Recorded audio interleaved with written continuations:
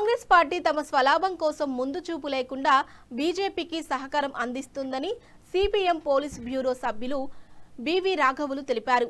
కేరళ మాజీ ముఖ్యమంత్రి CPM polit bureau సభ్యుడు పినరై విజయన్ ఇళ్లపై ఎన్ఫోర్స్మెంట్ డైరెక్టరేట్ జరిపిన దాడులకు వ్యతిరేకంగా ఆర్టీసీ క్రాస్ రోడ్ వద్ద పార్టీ రాష్ట్ర కమిటీ నిరసన చేశారు. మాజీ ముఖ్యమంత్రి రాజకీయ దాటికి పాల్పడుతుంది. కేంద్ర బీజేపీ ప్రభుత్వం ప్రజాస్వామ్యాన్ని బ్రతికించుకోవడమా, లౌకికవాదాన్ని రక్షించుకోవడమా ముఖ్యమైనది. కాంగ్రెస్ పార్టీ ఆ విధానాలకు చిత్తశుద్ధిగా కట్టుబడి ఉందా అంటూ కాంగ్రెస్ పార్టీ ఈ దాడిని ఖండించాలి. రాజకీయ కక్ష తప్ప మరోటి కాదు. బీజేపీకి మతోన్మాదానికి వ్యతిరేకంగా పోరాడుతున్న వామపక్షాలను దెబ్బతీయడానికే ఈ దాడి చేస్తుందన్నారు. ఈ కుట్రలో కాంగ్రెస్ భాగస్వామ్యం అయిందన్నారు.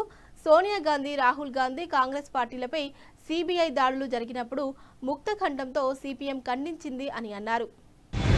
అక్రమంగా వేధింపుల పేరుతో, కక్ష సాధింపుల పేరుతో అప్రతిష్ట పాలు చేయాలని, సిపిఎంను దెబ్బతీయాలని, కేరళ రాష్ట్రంలో దాన్ని బలహీనపరచాలనేటటువంటి ఉద్దేశంతో ఈడీ దాడులను కొనసాగించడాన్ని సిపిఎం పార్టీ తెలంగాణ రాష్ట్ర కమిటీ తీవ్రంగా ఖండిస్తుంది, వ్యతిరేకిస్తుంది.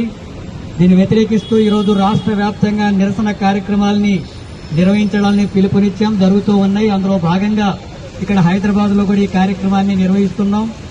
బీజేపీ అధికారంలోకి వచ్చిన నాటి నుండి ప్రతిపక్ష పార్టీల్ని దెబ్బతీయడానికి, అప్రతిష్ట పాలు చేయడానికి, ఆ నాయకుల మీద అక్రమంగా కేసులను పెట్టడము, పార్టీలను చీల్చడం, ఆ రకంగా తానే అధికారంలోకి వచ్చేటటువంటి నియంతృత్వ ధోరణిని కొనసాగించడానికి ఈ రాజ్యాంగ సంస్థలనంతా కూడా అది వాడుకుంటుంది.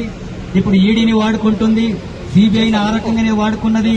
ఇతర అనేక రూపాల్లో ఈ ప్రజాతంత్ర విధానాన్ని అంతా కూడా దెబ్బతీసేటటువంటి వైఖరిని కొనసాగిస్తున్నది.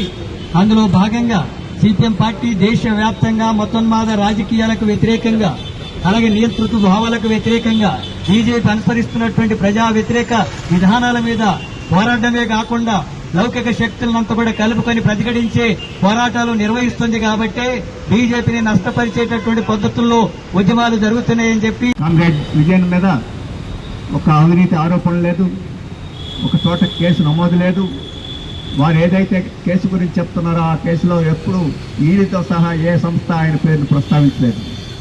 అయినా ఆయన్ని విచారించే పేరుతోటి ఈడీ దాడులు చేసింది. ఇది రాజకీయంగా వామపక్షాలని, అందులో సిపిఎంని దెబ్బతీయాలనే కుట్రలో భాగంగా జరిగింది తప్ప ఒక న్యాయం, ఒక పద్ధతి దానికోసం జరిగింది కాదు. ఇది బీజేపీకి కొత్త కాదు. గతంలో కేజ్రీవాల్, సిసోడియా ఇటువంటి ఆప్ నాయకుల మీద చేసింది. తర్వాత జార్ఖండ్ ముఖ్యమంత్రి సోరెన్ మీద ఆ రకంగానే చేసి అరెస్టులు కూడా చేసింది. ఆ రకంగా రాజకీయ నాయకుల్ని వీళ్ళందరి మీద కక్షపూరితంగా వ్యవహరించింది. అంతేకాదు కాంగ్రెస్ నాయకులుగా ఉన్న సోనియా గాంధీ, రాహుల్ గాంధీ వీళ్ళందరి మీద కూడా కేసులు నమోదు చేసి ఈడీ వాళ్ళకు సమన్లు పంపి విచారణ చేసి కోర్టుల చుట్టూ తిప్పింది. వీటన్నిటి మీద సిపిఎం ఆ రోజు ఖండించింది. ఎందుకు ఖండించిందంటే ఈ దేశంలో ప్రజాస్వామ్యం